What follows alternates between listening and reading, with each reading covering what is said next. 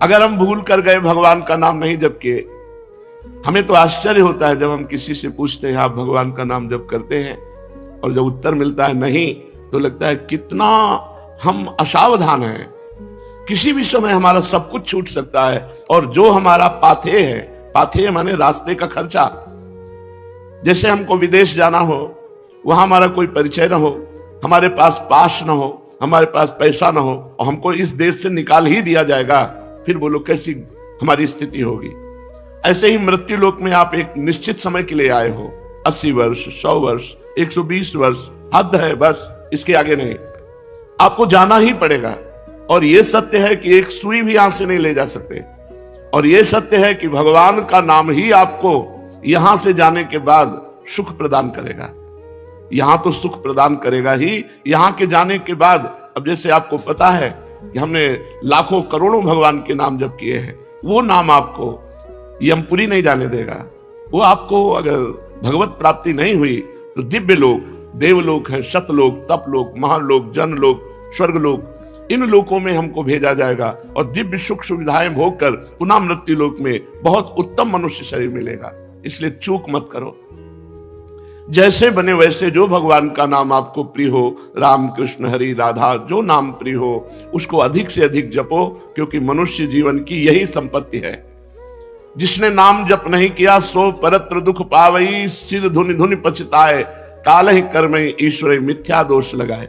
एकांतिक में एक बड़े धनी मानी पुरुष आए हुए थे। उन्होंने कहा मुझे कोई प्रश्न नहीं करना, लेकिन एक भय है मुझे कि मेरे पास बहुत ऐश्वर्य है, मैंने जीवन में जो चाहा भगवान ने दिया, लेकिन अब मुझे डर लग रहा है कि मेरी मृत्यु हो जाएगी तो मेरा सब कुछ छूट जाएगा। इस डर से कैसे बचे? मेरी प्रिय पत्नी छूट जाएगी, प्रिय पुत्र छूट जाएगा, मकान छूट जाएगा, पद छूट जाएगा। हमने भारतीय कई इनाम प्राप्त किए हैं, वो सरकारी ऑफिसर थे। बोले मुझे बहुत भय लगता है, रात दिन अब भय लगने लगा, क्योंकि मैं वृद्ध हूं, तो मेरी अब आगे की जो गति है वो मृत्यु है। मुझे मृत्यु से डर लग रहा है, मृत्यु से इसलिए कि सब कुछ छूट जाएगा। इसका आपके पास कोई उत्तर है? तो हम का जीवन भर इसी उत्तर को ढूंढते हुए रहे हैं। बाबा जी बचपन से बने 13 वर्ष की अवस्था से इसी उत्तर को खोजते रहे कि अपना कोई जब नहीं है तो अपना है कौन? तो इसका पता चला श्री भगवान, और श्री भगवान की जो शरण में हो गया वो निर्भय, निश्चिंत, निशोक, निर्विकार, ये स्थिति आती है। कोई भय नहीं, कैसी भी परिस्थिति हो, भगवान के भक्त के हृदय में कभी भय नहीं होता। कैसी भी परिस्थिति हो, भगवान की आराधना करने वाले को कभी शोक नहीं होता। कैसी भी परिस्थिति आ जाए कभी चिंता नहीं होती, क्योंकि पता है मेरे भगवान हैं। श्री सीताराम दास जी महाराज बड़े सिद्ध महापुरुष हुए हैं। वो कह रहे हैं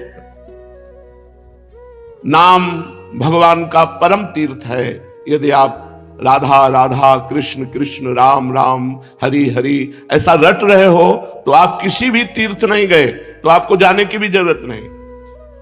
गंगा, यमुना, प्रयागराज, काशी, गोदावरी, जितने भी तीर्थ अपने भारत में हैं, उन सब तीर्थों को जो पवित्रता प्राप्त हुई है, पापी पुरुष के पाप का नाश करके पवित्र करने की, वो श्री भगवान से प्राप्त हुई है। और श्री भगवान के नाम में इतनी पवित्रता विराजमान है जो तीर्थों में भी नहीं है। इसलिए सीताराम दास जी महाराज कह रहे हैं, अगर आपको अपने पापों का नाश करके परम पवित्र सुखमय जीवन व्यतीत करना है तो किसी तीर्थ जाओ या ना जाओ, आप घर बैठे कुछ मिनट भगवान का नाम जप कर लो। देखो, जब हम शरीर छूटेगा और यमदूत हमको ले जाएंगे, यमराज के सामने पहुंचेंगे, ये पक्का है। आदमी भूला हुआ, वो सोच रहा मुझे जाना नहीं है। नहीं, रहे न रावण सम अभिमानी, हिरण्याकश्यप सब वरदानी। यहां बड़े बड़े तपस्वी, योगी, यति सबको मरना पड़ा है, मरना ही पड़ेगा। इसका नाम मृत्यु लोक है। ये काल का कसाईवाड़ा है, सब काटे जाओगे। हाँ, काटने का कुछ अलग अलग विधान, किसी का दिल फेल हो गया, किसी की किडनी फेल हो गई, किसी का एक्सीडेंट हो गया, किसी को कुछ हो गया, ये निमित्त बनता है, लेकिन जाना यहां से सबको है। अगर यमराज के खाते में आपके 100 नाम भी हैं कि आपने 100 नाम जप किए हैं, 108 नाम जप किए, इतने से ही काम हो जाएगा। एक नाम की कीमत पूरा त्रिभुवन नहीं है, तो आपने जब 100 नाम जप किए हैं तो आपका मंगल हो जाएगा। इसीलिए हम प्रार्थना करते हैं कि 24 घंटे में 24 मिनट भगवान को दे दीजिए। 24 घंटे में यद्यपि जीवन तो केवल भगवान के लिए आपको प्राप्त हुआ है, पर पूरा जीवन भगवान को ना दे पाए ये हमारी दुर्भाग्य है। तो हमें 24 घंटे में 24 मिनट तो देना चाहिए। प्रातःकालीन ब्रह्म मुहूर्त में उठ करके अपनी दिनचर्या करके स्नान करके शांत एकांत में बैठकर कम से कम 24 मिनट भगवान का सुमिरन कर लीजिए। किसी भी तीर्थ जाने की जरूरत नहीं है। हर तीर्थ में जो तीर्थत्व है वो भगवान के नाम में विराजमान है। नाम ही पुण्यप्रद क्षेत्र है। आप नाम जब कर रहे हो तो आपको काशी, कांची, अवंतिकापुरी, द्वारावती, माया कहीं भी जाने की जरूरत नहीं है। सारे पुण्य क्षेत्र आपको फल प्रदान करेंगे घर बैठे यदि आप नाम जप कर रहे हैं। नाम ही परम देव है। जो नाम है वही श्याम है, जो श्याम है वही नाम है। जय नाम तेई कृष्ण। जो नाम जप रहे हैं बोले कृष्ण कृष्ण कृष्ण, तो साक्षात भगवान कृष्ण कृष्ण नाम रूप से आपकी जिह्वा में विराजमान है। इसलिए नाम ही परम देव है, नाम ही परम तपस्या है। देखो जप करके टीवी 3 घंटे फिल्म देखो, आपका मन कहीं नहीं दौड़ेगा, और 3 मिनट नाम जपना शुरू कर दो, मन भागने लगेगा, संसार में जाने लगेगा। यदि संसार से मन को खींच करके भगवान के नाम में आप लगाते हैं, सबसे बड़ी तपस्या है। सबसे बड़ी तपस्या है मन को संसार से खींच करके भगवान के परम मधुर नाम में लगाना। नाम में अपार सामर्थ्य है। नाम ही परम दान है। यदि आप किसी भूले हुए जीव को ये प्रेरणा देते हैं कि आप 5 मिनट ही नाम जप कर लिया करें, और वो नाम जप करने लगा, तो मंगल तो नाम जापक का होगा ही, लेकिन जिसने नाम की प्रेरणा की, ये सबसे बड़ा दान है। भगवान के नाम से भूला हुआ जो जीव माया में आसक्त है, उसे कुछ मिनट नाम जप करने की आदत डलवा दे, प्रेरणा दे दे, उसका स्वभाव बन जाए कुछ मिनट नाम जप करने का। इससे बड़ा कोई मंगलमय कार्य, इससे बड़ा कोई दान पुण्य नहीं है। नाम ही परम क्रिया है। जैसे क्रियाओं में आता है यज्ञ करना, तो यज्ञ में सबसे बड़ी यज्ञ है जप यज्ञ। भगवान ने स्वयं कहा है यज्ञों में जप यज्ञ मैं हूं। भगवान पुंडरीकाक्ष कमल नयन श्री हरि का स्मरण करता है, वो बाहर और भीतर दोनों जगह पवित्र हो जाता है। आप मानो स्नान नहीं किए हैं तो भी आप बैठ करके सोफा में, कुर्सी में, जैसे बने आपको, अगर आप हरि हरि, राम राम, कृष्ण कृष्ण, राधा राधा राधा ऐसा रटते हैं तो आप परम पवित्र हो जाएंगे, भीतर से भी और बाहर से भी। इसलिए यज्ञानाम जप यज्ञोष्मी, यज्ञों में सबसे बड़ी यज्ञ मैं जप यज्ञ हूं। बैठकर भगवान का नाम जप करना ये बहुत बड़ी यज्ञ है। परम धर्म, छोटे छोटे धर्म है। एक भाई का भाई के प्रति क्या धर्म है, पति का पत्नी के प्रति क्या धर्म है, पत्नी का पति के प्रति क्या धर्म है, बेटे का पिता के प्रति क्या धर्म है, पिता का पुत्र के प्रति क्या धर्म है। इस तरह से लोक धर्म बहुत छोटे छोटे हैं। अगर आप अपना मंगल चाहते हो तो परम धर्म नाम, भगवान का नाम जप करना भी तुम्हारा परम धर्म है। जैसे पत्नी का पोषण करना, पुत्र का पोषण करना, पिता की सेवा करना, ये धर्म है, तो ये परम धर्म है भगवान का नाम जप करना। अवश्य नाम जप करना चाहिए, इसके बिना सो सब धर्म कर्म जरि जाऊ। वो सब धर्म कर्म में आग लगे जिसमें हम इतना रम गए कि भगवान का नाम ही भूल गए, भगवान का स्मरण करना ही भूल गए। हर जीव गर्भ में भगवान से वादा करके आता है, एक बार मुझे मां के गर्भ रूपी नरक से बाहर कर दो, हे प्रभु मैं ऐसा भजन करूंगा कि दोबारा इस नरक में ना आना पड़े। पर भूमि परत भा ढाबर पानी, तिम जीव ही माया लपटानी। जैसे आकाश से निर्मल शुद्ध जल गिरता है, भूमि में पड़ते ही गंदा हो जाता है, ऐसे ही जीव जे ही मां के गर्भ से निकला उसका ज्ञान नष्ट हो गया। कहां कहां कहां वो रोने लगा और घर वाले आनंद मनाने लगे, बच्चा हुआ। हम फिर भूल गए, जैसे जैसे सयाने होते गए माया के संबंधों को सत्य मानते, ये मेरी माँ, ये मेरे पिता, ये अमुक अमुक अमुक अमुक, और भूल गए कि हम आए थे भगवान का भजन करने के लिए। इसलिए परम धर्म है भगवान का नाम जप करना। परम धन है नाम, कबीरा सब जग निर्धना, धनवंता नहीं कोई, धनवंता सोई जानिए, जाके राम नाम धन होए। जब आप यहां से शरीर छोड़ेंगे, एक सिक्का आपके साथ नहीं जाएगा, केवल भगवान का नाम आपके साथ जाएगा। इसलिए नाम ही परम अर्थ है, परम धन है। नाम ही भक्त का सुहृद है। सुहृद माने बहुत प्यार करने वाला। प्रहलाद जी से उनके मित्र पूछते हैं कि प्रहलाद जी आपकी आयु तो 5 वर्ष की है, कौन सी शक्ति आप में है कि त्रिभुवनपति हिरण्यकश्यप आपको आग में जलाता है, विष पिलाता है, सर्पों से डसवाता है, हाथी से कुचलाता है, पर्वतों से नीचे दबाता है, समुद्र में डुबाता है, लेकिन आपका बाल बांका भी नहीं होता, ऐसा क्यों? तो उन्होंने कहा, मैं हरि नाम जपता हूं, हरिनाम के प्रभाव से मुझे भगवान गोद में लिए रहते हैं। तो ये दैत्यराज जितना विघ्न डालता है, मेरा हरिनाम में उतना विश्वास और होता है। सबसे बड़ा भक्त का प्रिय सुहृद है भगवान का नाम। जहां कोई तुम्हें नहीं बचा सकता, वहां भगवान बचा सकते हैं। बड़े बड़े अंग रक्षक रख लो, बुद्धि खराब हो गई तो अंग रक्षक ही तुम्हें सूट कर देगा, लेकिन भगवान का नाम, नाम पाहरू दिवस निशी, ध्यान तुम्हार कपाट। यदि भगवान का नाम आप स्मरण कर रहे हैं और वो आपकी रक्षा कर रहा है, तो सुदर्शन चक्र आपकी रक्षा कर रहा है, कभी कहीं कोई बाल बांका नहीं कर सकता। भगवान का नाम भक्त का परम सुहृद है, मित्र है, और इस संसार के दुखों से मोक्ष केवल भगवान का नाम दिला सकता है। आज कलयुग है, कलयुग में कोई अन्य साधनाएं पुष्ट नहीं हो सकती। कलयुग केवल नाम आधारा, सुमिर सुमिर नर उतर ही पारा। केवल भगवान का नाम, इसमें पैसा नहीं लगता भाई। इसमें पैसा देना हो तो परेशानी हो कि भाई ये धनी लोग ही ले सकते हैं नाम। नाम में पैसा दिखा, केवल तुम्हें समय देना, वो भी अगर बैठकर नहीं दे सकते तो चलते फिरते, उठते बैठते, खाते पीते, कार्य करते आप भगवान के नाम का स्मरण कर सकते हैं। अरे प्रीतम, तुम डर क्यों रहे हो? तुम केवल मेरा नाम लो। देखो, तुम्हें किसी से नहीं डरना, मैं वो हूं। मेरे डर से अग्नि प्रज्वलित होती है, मेरे डर से सूर्य तपता है, मेरे डर से देवराज इंद्र अपना कार्य करते हैं, वायु देवता अपना कार्य करते हैं, मृत्यु देवता अपना कार्य करते हैं। मेरे भक्त को कोई भयभीत नहीं कर सकता, श्री भगवान के वचन। इसलिए किसी की ताकत नहीं कि मेरे भक्त का मंगल कर सके। तुम व्यर्था चिंता मत करो। ऐ देहधारी, केवल तू मेरा नाम जप कर और फिर देख तेरे में कितनी दिव्य शक्ति आ जाती है। कुछ मत सोच, निर्भय रहे। केवल मन लगे या ना लगे, जिह्वा से नाम ले, राधा राधा राधा, मन लगे ना लगे। कुछ लोगों का प्रश्न रहता है कि यदि मन ना लगे, हमारा मन भजन में नहीं लगता और फिर हम भजन करते हैं तो क्या लाभ मिलेगा? तो मन लगे ना लगे, जब भोजन पाओगे तो तुम्हारा पेट भर जाएगा कि नहीं भर जाएगा?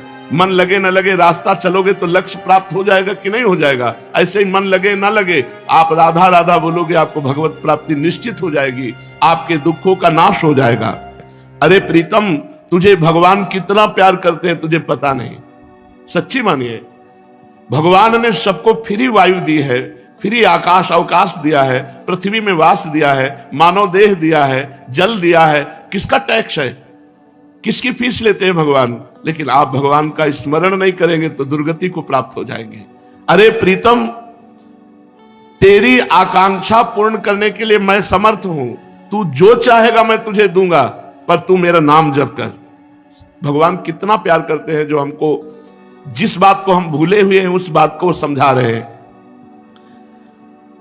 मैं सदैव तेरे पास रहता हूं, तू जानता नहीं है। कोई ऐसा नहीं जिसके पास भगवान ना हो, क्योंकि सर्वत्र भगवान है।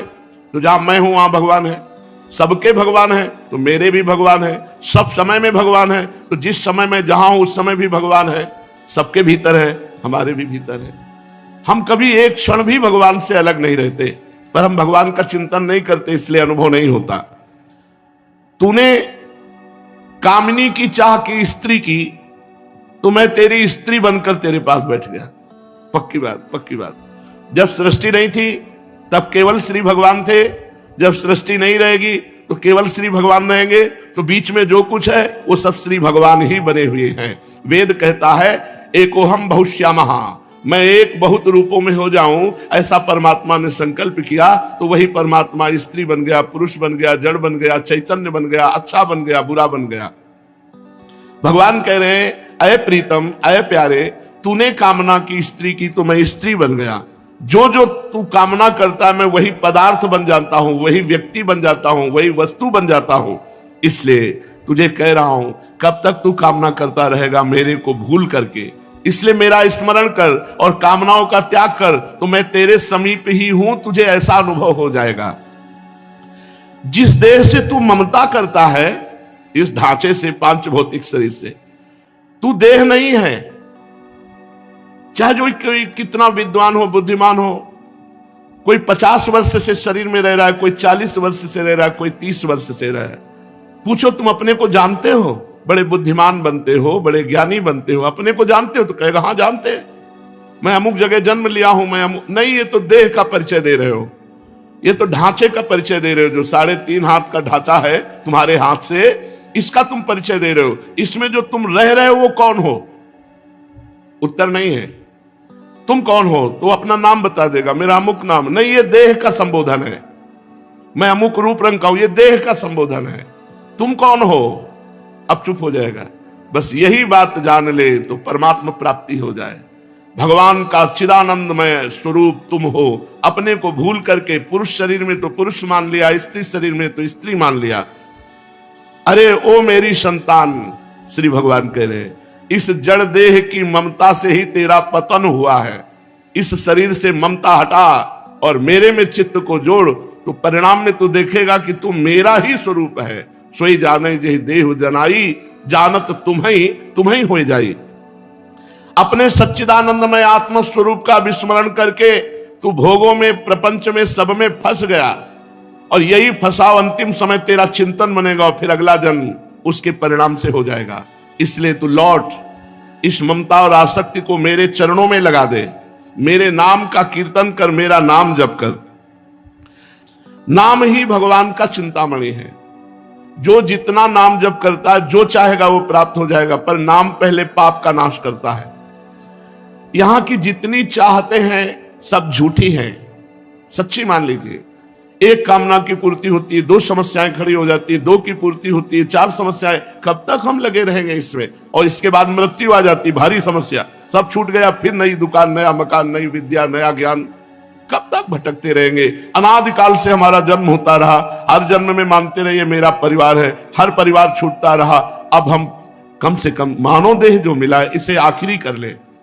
भजन के द्वारा, भगवत चिंतन के द्वारा हम ये चाह करें कि एक बार तो श्री भगवान को देखें, एक बार तो भगवान का साक्षात्कार करें। पर जीव ऐसा भूला हुआ है कि चाह ही नहीं है कि भगवान से मिले। तो भगवान का नाम चिंतामणि है। यदि आप लौकिक पदार्थ भी चाहते हो तो वो पुण्य के बल से प्राप्त होते हैं। तो सबसे बड़ा पुण्य है भगवान का नाम। खूब भगवान का नाम जप करो। नाम चैतन्य रस विग्रह, भगवान का चिदानंद स्वरूप नाम है कृष्ण। ये कृष्ण चिदानंद में जप कर देखो, बड़ा ज्ञान समाया हुआ है। जो राम राम नहीं कह पाते थे, मरा मरा मरा उल्टा जपे, वो ब्रह्म ज्ञानी हो गए। वो भगवान के पावन चरित्र को रचा वाल्मीकि रामायण में। अगर हम सीधे राम राम जप रहे हैं, राधा राधा जप रहे हैं, तो हमें कौन सा ज्ञान नहीं प्राप्त हो जाएगा? चैतन्य रस विग्रह, पूर्ण शुद्ध, नित्य मुक्तो, अभिन्न स्वान नाम नामिनो। नामी और नाम अभेद है, भगवान और भगवान का नाम अभेद है। अगर हम नाम जप कर रहे हैं तो मानो भगवान कृष्ण ही कृष्ण नाम के रूप से हमारी जिह्वा में, मानो राधा किशोरी ही राधा नाम से हमारी जिह्वा में विराजमान है। अये शरीरधारी, तू केवल नाम ले। किसी रोग में इतनी बड़ी सामर्थ्य नहीं कि तुझे परास्त कर सके। सच्ची कहता हूं, अगर भगवान नाम का आश्रय ना हो तो दुर्गति हो जाए। ये नाम की महिमा से तुम्हें कह रहे, कोई भी बड़े से बड़ा रोग उसे परास्त नहीं कर सकता जो भगवान का नाम जप कर रहा है, जो भगवान की भक्ति से युक्त है, जो भगवान के आश्रय से। और शोक, चाहे सब कुछ नष्ट हो जाए तो भी भगवान का नाम जप करने वाले के हृदय में शोक नहीं होता। दुख ज्वाला, हमने देखा कि जब हमें अधिक पीड़ा होती तो किशोरी जो हमें अधिक सुख देती है, इतना आनंद अंदर से दे देती है कि बाहर शरीर का दुख हमें पीड़ा नहीं पहुंचा पाता। यदि आप दुख से बचना चाहते हो तो भगवान नाम का निरंतर रटन करो। नहीं तो ये संसार ऐसा है, इतनी ओवर थिंकिंग बढ़ती चली जाएगी कि आपको डिप्रेशन में पहुंचा देगी। अगर नाम जप नहीं करोगे, सत्कर्म नहीं करोगे, भगवत आराधना नहीं करोगे, तो तुम्हारा मन ही तुम्हें क्लेश देने के लिए उतारू हो जाएगा। तुम्हारा मन ही तुम्हें भयभीत कर देगा। तुम्हारा मन ही तुम्हें गंदी आदतों में फंसाकर तुम्हें नष्ट कर देगा। इसलिए भगवान नाम, चाहे वो जो नाम प्रिय हो या गुरुदेव के द्वारा मिला हो, उसे खूब जपिए। जो गतिविहीन है, जो भोगी है, जो रोगी है, जो परद्रोही है, जिसमें न ज्ञान है, न वैराग्य है, न भक्ति है, जो धर्माचार शून्य है, यदि वो भी केवल नाम जप करने लगे कुछ नहीं है अध्यात्म का। शरीर भी पीड़ा युक्त है, मन भी पीड़ा युक्त है, और अगर नाम जप करना शुरू कर दे तो समस्त पीड़ाओं से मुक्त हो जाएगा। देख लो जप करके, कोई भी रोग शोक पाप ताप साप उसको व्यापता नहीं है जो भगवान के नाम में रत रहता है। बस नाम जपना कठिन है, मन नहीं लगता नाम जपने में, इसमें रुचि नहीं होती। अगर हो जाए तो लोक परलोक के सारे सुख तुम्हारे चरणों में रहेंगे और जीवन परमानंद में हो जाएगा। मृत्यु का भय खत्म हो जाता है। भगवान के भक्त की मृत्यु कैसे होती है? जैसे विशाल गजराज हाथी के गले से फूलों की माला टूट जाए, उसे पता भी न चले, ऐसे भगवान के भक्त की मृत्यु होती। नहीं तो जन्मत मरत दुसा दुख होई, बड़ा भयानक दुख होता है मृत्यु के समय, और मृत्यु आने के पहले न जाने कितने दुख पीड़ा पहुंचाते हैं। इसलिए सबसे प्रार्थना है जितना बन सके अधिक से अधिक भगवान का मंगलमय नाम जप करो। अरे वो प्रीतम, मेरा नाम बड़ा मीठा है, बस तुम निरंतर लो। नाम मीठा है, हमें मीठा नहीं लगता। तो जैसे पित्त बढ़ जाए तो मिश्री मीठी होती है, पर मुंह में डालो तो कड़वी लगेगी क्योंकि पित्त बढ़ रहा है, और उसी मिश्री को रोज नियम से खाओ तो पित्त का शमन हो जाएगा और मिश्री मीठी लगने लगेगी। ऐसे ही हमें अविद्या रोग लग गया है, हमारा अज्ञान बढ़ गया है, भोग वासना बढ़ गई है। तो हमें राधा नाम सुधा रसम रसितुम, जो राधा नाम अमृत है, अच्छा नहीं लगता, लेकिन भगवान नाम एकांत शांत बैठकर जप करने में नहीं लगेगा। अगर आप जपने लगो तो अविद्या का नाश हो जाएगा। जैसे मिश्री नियम से पाओ तो पित्त का समन होकर मीठी लगने लगेगी, ऐसे ही भगवान नाम मीठा लगने लगेगा। जिसको भगवान नाम मीठा लगने लगा मानो भवरोग नष्ट हो चुका है। अब प्रेम उसके हृदय में जागृत होगा और वो सतरति सतरति सा लोकाम तारयति, वो स्वयं तर जाएगा, स्वयं तर जाएगा, लोगों को तार देगा। भगवान का भजन करने वाले में अपार सामर्थ्य होती है। तुकाराम जी महाराज इसी शरीर से विमान आया, भगवान के विमान में बैठकर भगवत धाम को गए। ये नाम का प्रताप। वो इतने नाम प्रेमी थे, हर समय नाम जप करते थे, विठ्ठल विठ्ठल विठ्ठल। महाराष्ट्र में भगवान विठ्ठल रूप से विराजमान है। वो जहां चरण रख देते वहां की भूमि बोलती विठ्ठल विठ्ठल विठ्ठल। ऐसा उनका निरंतर नाम जप का प्रभाव था, और बड़े चमत्कार नाम जप से। वीर शिवाजी महाराज दर्शन करने के लिए तुकाराम जी के पास गए, तो संत दर्शन की एक मर्यादा है कि आप अपने वैभव को ना दिखाएं, वहां दैन्य भाव से जाएं। तो राजा होते हुए भी शिवाजी ना सिर पर पाग, न चरणों में पादुका, हाथ जोड़कर सादी पोशाक पहनकर, और 2 अंगरक्षक वो भी गेट में छोड़ दिए, अकेले जाकर तुकाराम जी के चरणों में प्रणाम किया। तुकाराम जी केशव विठ्ठल विठ्ठल विठ्ठल, माधव विठ्ठल विठ्ठल विठ्ठल, वो कीर्तन में मगन थे। इतने में मुगल सैनिकों को पता चला कि शिवाजी बिना सैनिकों के तुकाराम जी के पास गए हैं। उन्होंने सोचा बहुत अच्छा अवसर इनको बंदी बना लेने का। गुप्तचर लगे हुए थे, तुरंत सूचना मिली तो जो अंगरक्षक गेट में खड़े थे वो अंदर गए और कान में लगकर शिवाजी से कहा कि मुगलों को पता चल गया है कि आप यहाँ आ गए हैं, तुरंत यहाँ से हट जाइए नहीं तो आपको बंदी बना लेंगे। शिवाजी ने कहा बाहर जाओ। तुकाराम जी की तरफ देखा, उनका विठ्ठल विठ्ठल विठ्ठल, बैठे रहो, और वो भगवान नाम कीर्तन कर रहे। देखो नाम कीर्तन का अमोघ प्रभाव। मुगल सेना आई पूरी, अंगरक्षक तो गुप्त रूप से हो गए। वो मंदिर में गए, केवल तुकाराम जी ही दिखाई दिए, वहां शिवाजी दिखाई ही नहीं दिए। मुगलों की आंखों में शिवाजी दिखाई नहीं दिए, सामने बैठे रहे, हिले नहीं, निर्भय होकर के। पूरे मंदिर में ढूंढा, जब नहीं मिले तो उनका गलत सूचना मिली और वो वापस चले गए। और वो वैसे ही कीर्तन में बैठे रहे। तुकाराम जी कीर्तन कर रहे, सामने शिवाजी, लेकिन कोई मुगल शिवाजी को नहीं देख पा रहे, मुगल सैनिक। ये भगवान नाम का अद्भुत चमत्कार। जो भगवान नाम का जप करते हैं उनमें अपार सामर्थ्य होती है। एक बार कबीरदास जी को जो मुगल सम्राट था उसने बंदी बना लिया। उनकी मां को कुछ विद्वान जनों ने कि तुम्हारा लड़का देखो राम राम कहता है, उचित होगा कि वो अपने धर्म का नाम उच्चारण करे, इसलिए तुम बादशाह से यदि कह दो तो वो तुम्हारे धर्म की बात मानेगा। वो बूढ़ी माँ, उनको समझ में आया कि ठीक बात कह रहे हो। बादशाह से विद्वानों ने निंदा करके कबीरदास जी के लिए विपरीत भावना भर दी, बंदी बना लिए गए कबीरदास जी। तो इनसे कहा कि तुम इस नाम को छोड़ो। उन्होंने कहा नहीं, जो लगन लग गई अब वो छूटने वाली नहीं, तो उनका ऐसे हाथी से रौंदा दो। तो कबीरदास जी के दोनों हाथ ऐसे जमीन पे रखकर बांध दिए गए, खूंटे में ऐसे ऐसे गाड़ कर रस्सी से ऐसे बांध के, और सामने से मतवाला हाथी दौड़ाया गया। तो हाथी जो ही आता तो बस जब 4 कदम दूर रह जाता तो बड़ी जोर से चिघार कर वापस लौट जाता। बादशाह ने कहा क्यों हाथी रौंदता क्यों नहीं? महावत से कहा। महावत ने कहा कबीरदास की जगह में एक बबर शेर दिखाई देता है, इसलिए हाथी वापस आ जाता है। बादशाह ने कहा तुम झूठी बात कहते हो, मैं स्वयं चढ़कर देखूंगा। और जब हाथी पर सवार हुए और जे ही उनको रौंदने के लिए आगे बढ़ाया तो देखा बबर शेर, तो वापस हाथी। भगवान नरसिंह स्वयं वहां प्रकट हो गए अपने नाम जापक की रक्षा के लिए। फिर दूसरी चाल चली, कबीरदास जी को जैसे प्रहलाद जी को होली में दहन किया, ऐसे कबीरदास जी को जलाने का प्रयास किया। पूरा लकड़ियों का ढेर लगा दिया, बीच में कबीरदास जी को विराजमान कर दिया और आग लगा दी। राम राम राम राम राम, एक भी रोमा नहीं झुलसा, पूरी लकड़ियां भस्म हो गई कबीरदास जी की। ये कथा हमको पुष्टता प्रदान करती है कि हमें किसी भी दुख में, किसी भी संकट में कोई भी माया के काम क्रोध लोभ फंसा ना सके। हम भगवान का नाम जप करें, नाम में अपार सामर्थ्य है। ओ प्रीतम, तेरे सब दुख दूर करने के लिए मेरा नाम समर्थ है। तू नाम ले, केवल चिंता मत कर, मैं तेरे भीतर बाहर सब कुछ देख लूंगा। भगवान कहते हैं भीतर तुम्हारे विकारों को मैं देख लूंगा और बाहर तुम्हारे विरोधियों को देख लूंगा, तुम केवल मेरा नाम जप करो। कितने कृपालु भगवान हैं। जो संपत्ति शिव रावण ही, दीन दिए दशमाथ, सोई संपदा विभूषण ही, सकुच दीन रघुनाथ। मस्तक काट काट करके भगवान शंकर को प्रसन्न करके लंका प्राप्त की थी रावण ने।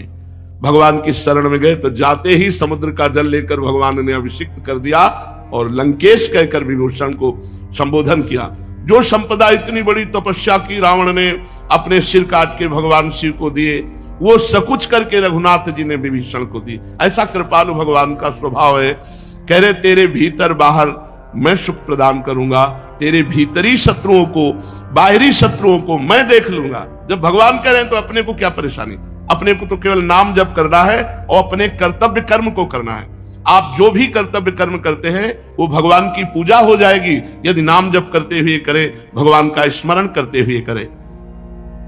देख, तू बीच बीच में मेरे को देखकर पुलकित हो जाएगा। जब नाम जापक खूब नाम जप करता है तो उसे भगवान के दर्शन होने लगते हैं। वो जिधर देखता है उसे भगवान श्याम सुंदर मुस्कुराते हुए नजर आते। ये कथा नहीं है, ये जीवन है। आप अपने जीवन को भगवान को समर्पित कीजिए और नाम जप कीजिए, देखिए आपको भगवान का दर्शन होता है कि नहीं। भगवान यही है, भगवान सब में है, भगवान सब रूपों में है, भगवान सब समय में है। बस केवल आप नाम जप कीजिए, फिर आप देख लेंगे। मेरे सरस स्पर्श से अनुक्षण तू पुलकित रहेगा। तेरी आंखें जगत को नहीं देख पाएंगी, मेरे को देखेंगी। इसलिए आनंदमय मैं तुझसे सत्य कह रहा हूं, तू केवल मेरा नाम जप कर। अरे अपने को तू भूल गया है, तू मेरा बच्चा है। भगवान कह रहे कि तू मेरा अंश है। ममैवांशो जीवलोके जीवभूता सनातना मना कष्टानेन्द्रियाणि प्रकृति स्थानि करसति। मन और 5 ज्ञानेन्द्रियों के चक्कर में फंस करके तू अपने को भूल गया। हमारा जो स्वरूप है वो भगवत स्वरूप है। हम भगवान के अंश है। तो चाहे 1 चम्मच गंगा जल लो तो गंगा जल, 1 टैंकर लो तो गंगा जल। गंगा जल है जैसे, ऐसे हम भगवान के अंश हैं तो भगवान पूर्ण है। तो पूर्ण का अंश पूर्ण ही होता है, हम भगवत स्वरूप ही है। पर 5 ज्ञानेंद्रियां और 1 मन, ये भोगों में लगने के कारण हम अपने स्वरूप को भूल गए हैं। तो आनंदमय है, परमानंदमय है। लौटो, इस संसार के जंगल से लौटो, मेरी तरफ लौटो। कैसे लौटेंगे? केवल नाम जप से। जितना नाम जप करोगे उतने तुम मुझे अपने सानिध्य में देखोगे। नाम जप नहीं है तो ये माया सामने दिखाई देगी। स्त्री पुत्र धन मकान नाना प्रकार की भोग सामग्री, और इसी में अब ये कर लेंगे तो हम सुखी हो जाएंगे, अब ये संग्रह कर लेंगे, इतना कमा लेंगे, ऐसा कर, और ऐसा सोचते सोचते मृत्यु आ जाती। कभी किसी का आज तक काम पूरा नहीं हुआ। काम पूरा तभी माना जाए जब भगवत प्राप्ति हो जाए। चलते हैं श्रीमद् भागवत महापुराण। भगवान श्री कृष्णचंद्र जी उद्धव जी को उपदेश कर रहे हैं। कह रहे उद्धव, जब मृत्यु सिर पर नाच रही है, हर जगह आपको शास्त्रों में यही संबोधन मिलेगा कि सावधान हो जाओ, सावधान। आराम से कार में बैठे जा रहे हैं, पता नहीं अब उतर पावे कि ना उतर पावे।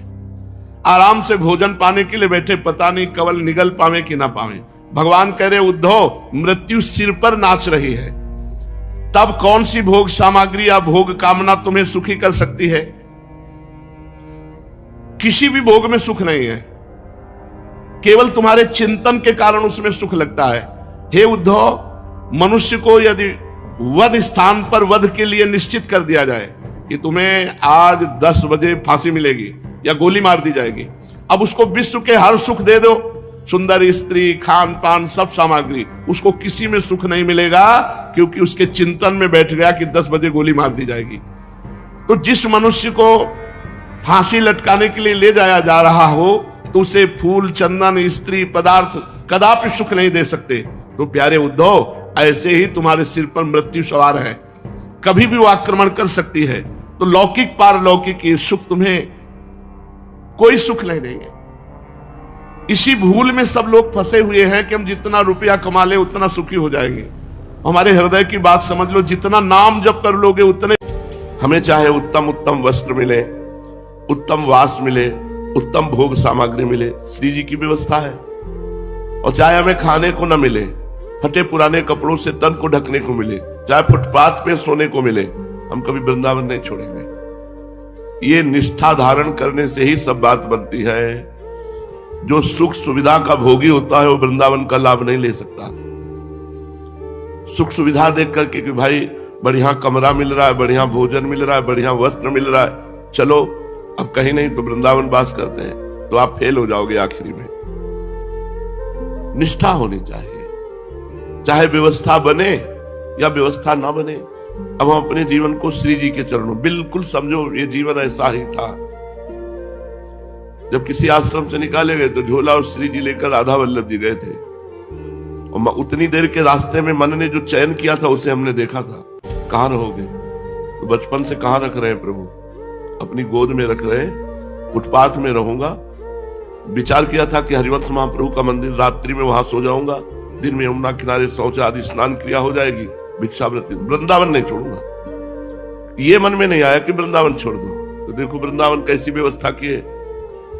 ये वृंदावन की व्यवस्था है, हम कोई भगत थोड़ी पटाते हैं, श्री जी सब व्यवस्था करते हैं। ये लाडली जो ने, अगर बहुत पैसे वाला कोई है और महल बना दे तो नौकर ही वास करेगा, वो नहीं वास कर पाएगा। वास करने का सौभाग्य श्री जी स्वयं देती है, और जिसको देती है वही वास कर पाता है। जिनको वृंदा विपिन है, कृपा तिन्हि की होए, वृंदावन में तबे तो रहन पाई है सोए। वही रह सकता है जिस पर लाडली जो कृपा करके वृंदावन वास की करुणा कर दी। रहो तो हमें ये निष्ठा धारण करनी। हो सकता है आज हमारी ऐसी परिस्थिति हो, आप श्री जी के लिए, वृंदावन के लिए थोड़ा सा भी कष्ट सहेंगे तो परिणाम जो आएगा वो बड़ा मंगलमय आएगा, बड़ा आनंदमय आएगा।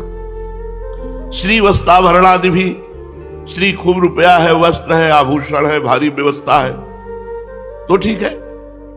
और कर पदाद्युत कर्त दाहादि भी, यदि कोई हमें मारे हाथ पैर काट दे तो भी हम वृंदावन नहीं छोड़ेंगे। हमारे हाथ पैर तोड़ दो, हम वृंदावन में मरेंगे, लेकिन हम बाहर नहीं जाएंगे। दाहादि भी, अंदर से जलन हो रही, कोई व्यवस्था नहीं बन रही, कोई भजन नहीं बन रहा, कोई शांति ही नहीं, तो भी नहीं छोड़ना। बाहर से मान लो तुम्हारे मकान में आग लग गई, जल गया, कोई घटना घट गई, तो भी हमें वृंदावन नहीं छोड़ना। श्रीपाद एक बात लिख रहे, निंदाम संस्तव, निंदा करे चाहे लाख कोई, हमें अपनी धाम निष्ठा नहीं छोड़नी। अब कोई कुछ भी कहे, धाम निष्ठा नहीं छोड़नी। अगर आप धाम को नहीं पकड़ेंगे तो धाम आपको नहीं पकड़ेगा, ध्यान रखना। ये हमने खुल करके देखा है। हर व्यवस्था, जब तक आप वृंदावन से प्रीति नहीं करेंगे, एक तरफ वृंदावन रख दिया जाए, एक तरफ आपके सब संबंध, तो सब संबंधों को आग लगा के वृंदावन वास करें, नहीं मेरा कोई नहीं, तो उसको परम पद की प्राप्ति होती है। आप लोग बड़े भाग्यशाली हैं, कैसे माया छूट गई आपको पता ही नहीं। ये कृपा है लाडली जी की। नहीं, दीवालों से प्रेम हो जाता है, दीवालों से। संस्तव कोटि भी, कोई बहुत स्तुति करे, यार चलो गांव के तुम प्रधान थे, बड़ा सम्मान हो, पूरा गांव तुम्हारे अनुसार चलता है, ऐसा वैसा।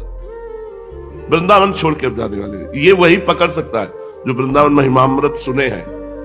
ये जो हजारों लोग वृंदावन वास कर रहे हैं ना, इसी महिमा के बल से वास कर रहे हैं, नहीं तो घर परिवार छोड़कर बेचारे रिक्शा चलाते हैं। हम देखते हैं ऐसी ऐसी परिस्थिति है, लेकिन हर परिस्थिति में खुशी होकर वृंदावन वास कर रहे हैं।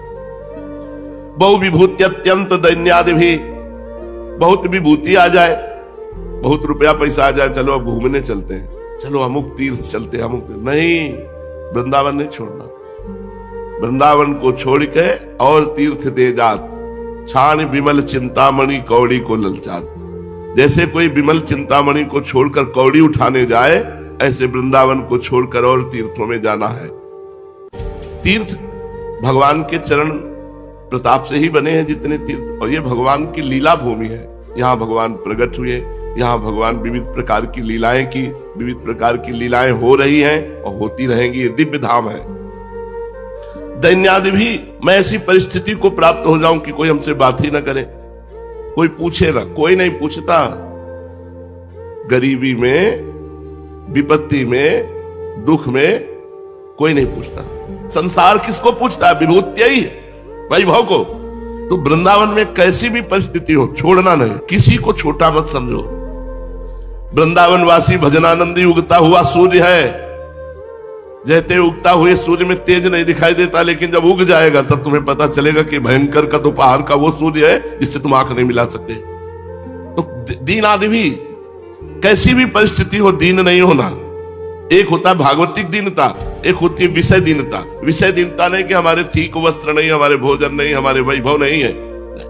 ये बहुत कुछ देखा है, आज भी देख रहे हैं। सिर्फ अपनी निष्ठा में बने रहना, कोई तुम्हारा बाल बांका नहीं कर सकता। अपनी निष्ठा में परीक्षाएं आएंगी,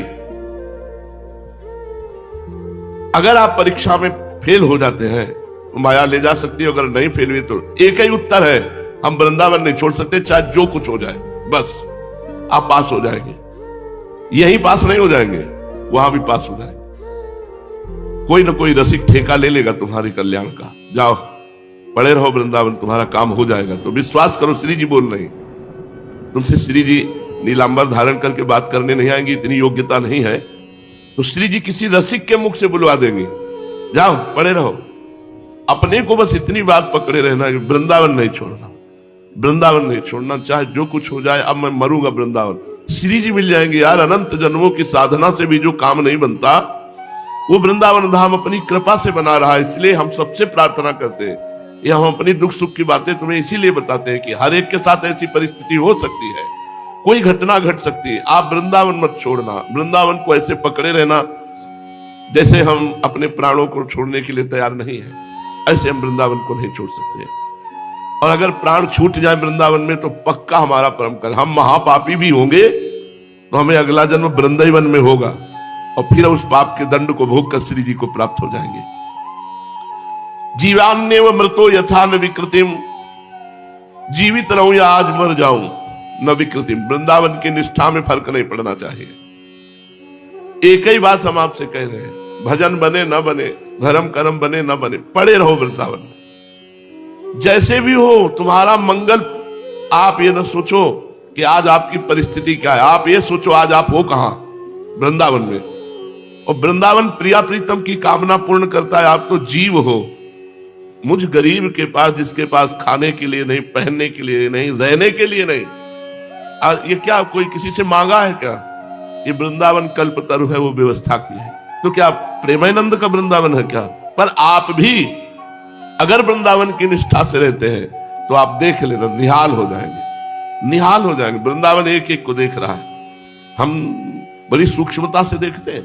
यदि आप चालबाजी से, तो चालबाजी वृंदावन में नहीं चलेगी, फिर भागना पड़ेगा।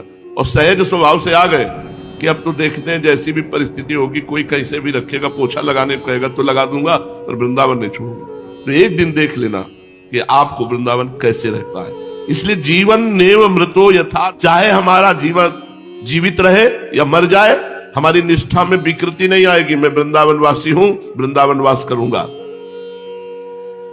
प्राप्तः कथंचित क्वचित, यदि किसी भी तरह से, कथंचित क्वचित, कैसे भी वृंदावन वास मिल जाए, कैसे भी, तो कह रहे श्री वृंदावन आश्रय प्रिय महानंद कंदम परम, महाआनंद की प्राप्ति हो जाएगी। अंतिम बन जाएगा भैया, अंतिम बन जाएगा। जो नए नए लोग देखते हैं उनको लगता है कि बाबा जी, अरे पूरा जीवन हो गया भाई, 11 वर्ष कोई अवस्था होती है, उस अवस्था में घर से भगे, और जब से घर से भगे तो धाम के सिवा आपको सही कहते हैं पूरा जीवन हो गया कष्टमय जीवन। कभी ये नहीं आया कि चलो घर चले, या कभी पूरा जीवन हो गया। तो भगवान देखते भी तो हैं, जैसी बनी उनके चरणारविंद में बनी, तो अब वो बनी को बना रहे हैं, उनकी बनी चल रही। कक्षा 9 पढ़े, ककाहरा गांव गली में सीखने वाले स्कूल है। हम कोई व्याकरणाचार्य, कोई महान शास्त्री या कोई बहुत शास्त्र वेत्ता है, और जो बोले दो पूरे विश्व में दौड़ रही बात। कैसे दौड़ रहे? करे करावे आप सब और जने बड़ाई। अपने दास को दिखा दिया कि कोई ये ना समझे अनपढ़ है, गंवार है, भिखारी है, गरीब है, दरिद्र, ऐसा ना समझो। भगवान के चरणों का आश्रय लेने मात्र से जैसे जंगहा लोहा पारस के स्पर्श से सोना बन जाता है, ऐसे भगवान की शरणागति से जीव ब्रह्म रूप हो जाता है। ब्रह्मविद ब्रह्मयु भवति, जो ब्रह्म का चिंतन करता है, जो ब्रह्म को जान लेता है, वो ब्रह्ममय हो जाता है। इसलिए अगर आपको वृंदावन वास की श्रद्धा जागृत हुई है तो कैसी भी परिस्थिति हो, हर कष्ट सह लेना, वृंदावन न छोड़ना, तो प्रिय महानंदैक कंदम परम, महा आनंद आपको प्रदान कर देगा, महाआनंद। बस एक बात पकड़ लो कि अब जितना जीवन है वो वृंदावन में व्यतीत करें। हर व्यवस्था वृंदावन, हर व्यवस्था एक एक, जैसे माँ अपने बच्चे को देखती है प्रतिपल, ऐसे वृंदावन अपने शरणागत को प्रतिपल देख रहा है। ये मत सोचना कि तुम घास फूस में आसन लगाए पड़े हो, तुम्हें कोई देख नहीं रहा, नहीं। तुम्हारा इष्ट वृंदावन और प्रिया प्रीतम तुम्हें देख रहे हो। जिस दिन वो तुम्हें परिपक्व कर लेंगे, फिर तुम्हें ऐसे उठा देंगे कि पूरा विश्व देखेगा। इसलिए वृंदावन की निष्ठा में परिपूर्ण रहो। चलते हैं, महाप्रभु चैतन्य देव की पावन लीला प्रसंग चल रहा है। अद्वैताचार्य जी ने भगवान चैतन्य देव को ये माना कि मैंने जो जीवन हो गया तुलसी दल अर्पित करते हुए, गंगा जल से तुलसी जी का सेवन करते हुए, भगवान शालिग्राम की आराधना करते हुए, भगवान हरि की आराधना करते हुए, उसका मुझे फल कि चैतन्य महाप्रभु प्रकट हुए। पर बार बार आता, क्या यही वो हैं जिनकी मैं आराधना कर रहा हूं? कई परीक्षाएं ली, हर परीक्षा में यही आता कि भगवान है। फिर भी मन में रहता, क्या मेरे भगवान यही है? महाप्रभु उनकी इस बात को समझ रहे थे। उस दिन संकीर्तन के अनंतर 2-3 दिन हुए, अद्वैताचार्य जी शांतिपुर को चले गए। उनके मन में अब भी प्रभु के प्रति संदेह भाव बने हुए थे। उनका मन अब भी दुविधा में था कि क्या हमारे इष्ट देव ही है या नहीं। इसलिए एक दिन वे संशय बुद्धि से फिर शांतिपुर से नवद्वीप पधारे, और वैसे उनका हृदय प्रभु की ओर स्वतः ही आकर्षित हो गया। वो महाप्रभु को देखते ही आनंद में मगन हो जाते। पर वृत्ति एक उदय हो जाती, क्या ये भगवान है? कोई महाभागवत अवतरित हुए हैं, ये बात तो ठीक है, लेकिन क्या ये साक्षात भगवान है? भीतर से बिना विश्वास के आनंद की अनुभूति टिकती नहीं है। महाप्रभु को देखते सब बात होती, पर अंदर ये बात आती है, क्या साक्षात भगवान है? उस समय प्रभु श्रीवास पंडित के यहां भक्तों के साथ श्री कृष्ण कथा कर रहे थे। आचार्य को आया देख करके महाप्रभु चैतन्य देव भक्तों के सहित उनके सम्मान के निमित्त उठ खड़े हुए। प्रभु ने बड़ी श्रद्धा भक्ति के साथ अद्वैताचार्य को प्रणाम किया। आचार्य भी लजाते हुए अपने श्वेत बालों से प्रभु के पाद पद्मों की पराग को पोंछा, अर्थात उनके चरणों में मस्तक रखकर प्रणाम किया। उपस्थित सभी भक्तों को आचार्य ने प्रेमालिंगन दान दिया और प्रभु के साथ वे सुखपूर्वक बैठ गए। सबके बैठ जाने पर प्रभु ने मुस्कुराते हुए कहा, देखो भाई, यहां सीतापति विराजमान है, अब किसी को भय नहीं। सीता नाम था अद्वैताचार्य जी की पत्नी को, सीता देवी कहते थे। तो चैतन्य महाप्रभु ने कहा, सीतापति विराजमान है, अद्वैताचार्य जी के लिए संबोधन किया। अब किसी को भय नहीं करना चाहिए, हम तो निर्भय हो गए, वे हमारा शमन न कर सकेंगे, अर्थात कोई भी विरोधी अब हमें परास्त नहीं कर सकता। कुछ बनावटी गंभीरता धारण करते हुए अपने चारों ओर देखते हुए आचार्य ने कहा, यहां सीतापति रघुनाथ तो दृष्टिगोचर हो नहीं रहे, यदुनाथ अवश्य विराजमान है। अर्थात भगवान श्री कृष्ण अवश्य विराजमान है। चैतन्य महाप्रभु के लिए संबोधन किया। प्रभु उसका रहस्य समझ करके कुछ मुस्कुराते हुए लज्जायुक्त हो गए। बात को उड़ाने के निमित्त से कहने लगे, देखो हम तो चिरकाल से आशा लगाए बैठे थे कि हम सभी लोग आपकी छत्र छाया में रहकर श्री कृष्ण कीर्तन करते, किंतु आप शांतिपुर जा विराजे, ऐसा हम लोगों से क्या अपराध बन गया? अद्वैताचार्य जी इसका कुछ उत्तर देने नहीं पाए थे कि बीच में ही श्रीवास पंडित बोल उठे, महाप्रभु इनका नाम अद्वैताचार्य है, ये अद्वैत स्थिति में रहते हैं, द्वैत नहीं। इसीलिए अद्वैत शांतिपुर में निवास करता है। अद्वैत ज्ञानम लब्ध्वा पराम शांति, ये शांतिपुर में निवास करते हैं। अब आपका आविर्भाव नवद्वीप रूपी नवधा भक्ति के पीठ में हुआ है, उसमें विराजमान है इस समय नित्यानंद, और नित्यानंद का रसास्वादन करने के लिए अद्वैत भी शांतिपुर छोड़ करके नवद्वीप में पधारा है। अभी ये द्वैत अद्वैत की दुविधा में फंसे हैं। इस गूढ़ उत्तर का मर्म समझकर हंसते हुए आचार्य कहने लगे, अद्वैताचार्य जी, जहां पर श्रीवास है वहां पर लोगों को कमी क्या होगी? श्री के वास में आकर्षण ही ऐसा है कि हम जैसे सैकड़ों मनुष्य उनके प्रभाव से खींचे चले आवेंगे। श्रीवास पंडित इस गूढ़ोक्ति से बड़े प्रसन्न हुए और उसे चैतन्य महाप्रभु के ऊपर घटाते हुए कहने लगे। चैतन्य महाप्रभु की प्रथम पत्नी का नाम लक्ष्मी था, कि जब लक्ष्मी देवी थी तब थी, अब तो यहां श्रीवास नहीं है, अब तो नवद्वीप से अंतर ध्यान हो गई है। प्रभु ने जब देखा श्रीवास बात हमारे ऊपर घटाने लगे, तब जल्दी से कहने लगे, पंडित जी ये आप कैसी बात कर रहे हैं? श्री के माने हैं प्रभु के भक्त, और जहां आप जैसे भक्त विराजमान है वहां श्री का वास अवश्य ही होना चाहिए। भला ऐसे स्थान को छोड़कर भक्ति श्री कहां जा सकती है? इस पर अद्वैताचार्य जी कहने लगे, हाँ ठीक है बात कही, श्री के बिना हरि रह ही कैसे सकते हैं? तो श्री अब विष्णु प्रिया नाम रख करके नवद्वीप में अवस्थित है, उन्हीं के साथ आप विराजमान हैं। विष्णु प्रिया भी श्री जी है, क्योंकि विष्णु प्रिया लक्ष्मी, बड़ा भक्तों का भाव। श्री विष्णु प्रिया बन करके अब श्री नवद्वीप में विराजमान है। बात को दूसरी ओर घटाते हुए महाप्रभु ने कहा, श्री तो सदा से ही विष्णु प्रिया है, ये भक्ति प्रियो माधवा, भगवान को तो सदा भक्ति प्यारी है, इसलिए श्री का सही उत्तर भक्ति ही है। ये सुनकर आचार्य जल्दी से प्रभु को प्रणाम करते हुए बोले, तभी तो प्रभु ने एक विग्रह से लक्ष्मी रूप से उन्हें ग्रहण किया और फिर अब श्री विष्णु प्रिया के रूप से उनके दूसरे विग्रह को अपनी अर्धांगिनी बनाया है। इस प्रकार बड़ी हास्य विनोदमयी भक्ति संबंधी बातें हो रही थी कि प्रभु के घर से एक आदमी आया और उसने नम्रता पूर्वक प्रभु से निवेदन किया, सची माता ने कहलाया है कि आज अद्वैताचार्य घर में ही भोजन करें, कृपा करके वे हमारे आज के निमंत्रण को स्वीकार करें। उस आदमी की बातें सुनकर प्रभु ने उसे कुछ भी उत्तर नहीं दिया। जिज्ञासा के भाव से आचार्य के मुख की ओर देखने लगे। प्रभु के भाव को समझकर आचार्य कहने लगे, हमारा अहोभाग्य, जो जगन माता ने हमें भोजन के लिए निमंत्रित किया है, इसे हमें अपना सौभाग्य समझना चाहिए। बीच में ही बात को काटते हुए श्रीवास पंडित बोले, इस सौभाग्य सुख को अकेले ही लूटोगे या हम सबको साझी बनाओगे? हमें तो अकेले कभी इस आनंद का उपभोग नहीं करने देने का विचार है, अर्थात हम भी साथ चलें आपके। यदि गौरांग हमें निमंत्रित ना भी करेंगे तो हम सची माता के समीप जाकर याचना करेंगे, वे साक्षात अन्नपूर्णा ही ठहरी, उनके दरबार से कोई निराश होकर थोड़ी ही लौट सकता है। आचार्य महाशय, तुम्हारी अकेले ही दाल नहीं गलने की, हमें भी साथ ले चलना पड़ेगा।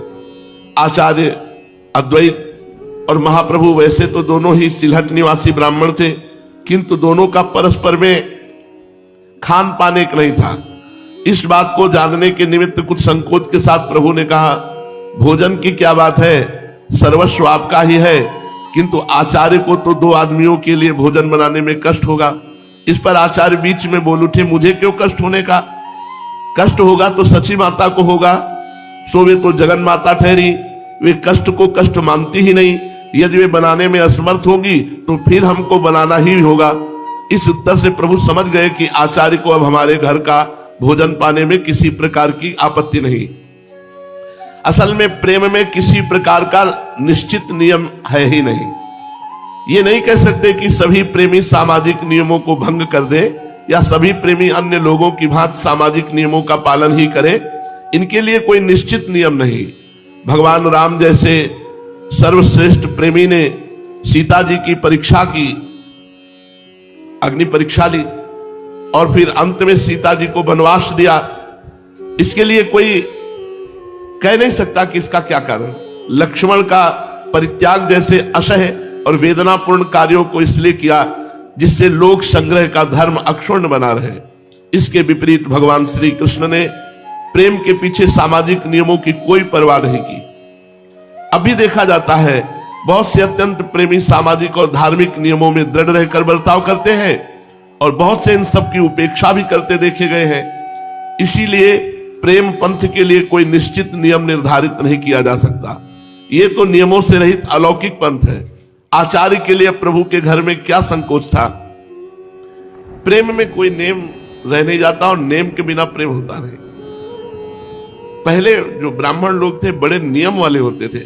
ब्राह्मण के भी घर जाएंगे तो अपने हाथ से बनाएंगे और अपने हाथ से बनाकर प्रभु को भोग लगा के पाएंगे। तो अद्वैताचार्य जी भी ऐसा करते थे। इसीलिए महाप्रभु ने पूछा कि आपको और भक्तों का बनाने में तो कष्ट होगा, तो उनका मैं क्यों बनाऊं, सची माता बनाएंगी। तो महाप्रभु समझ गए कि अब हमारे घर का पाने में इनको कोई संकोच नहीं। स्वीकृति लेकर वो मनुष्य माता से कहने चला गया।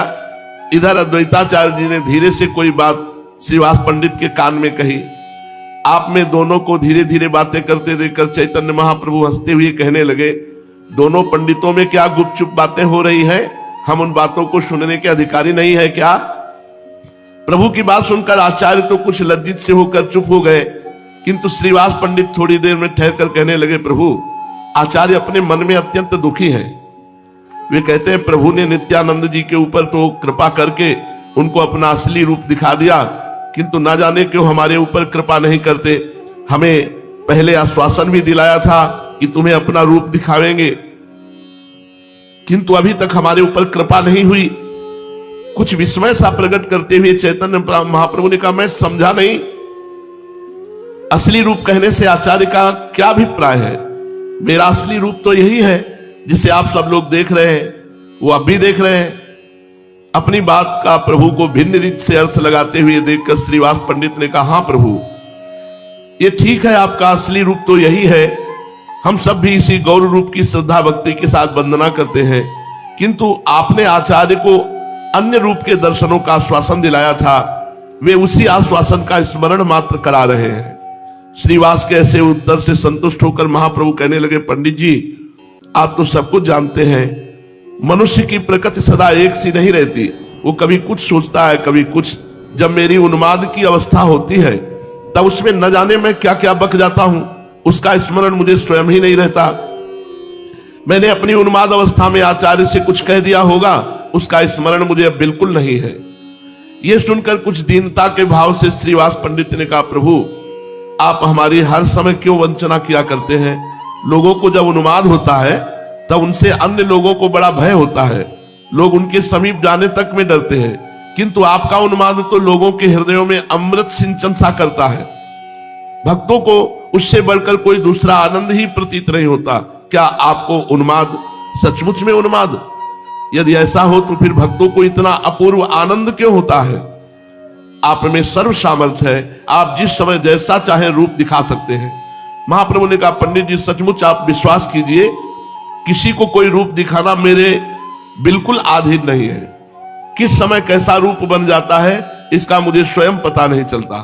आप कहते हैं कि आचार्य श्याम सुंदर रूप के दर्शन करना चाहते हैं, ये मेरे हाथ की बात थोड़ी ही है, ये तो उनकी दृढ़ भावना के ऊपर निर्भर करता है।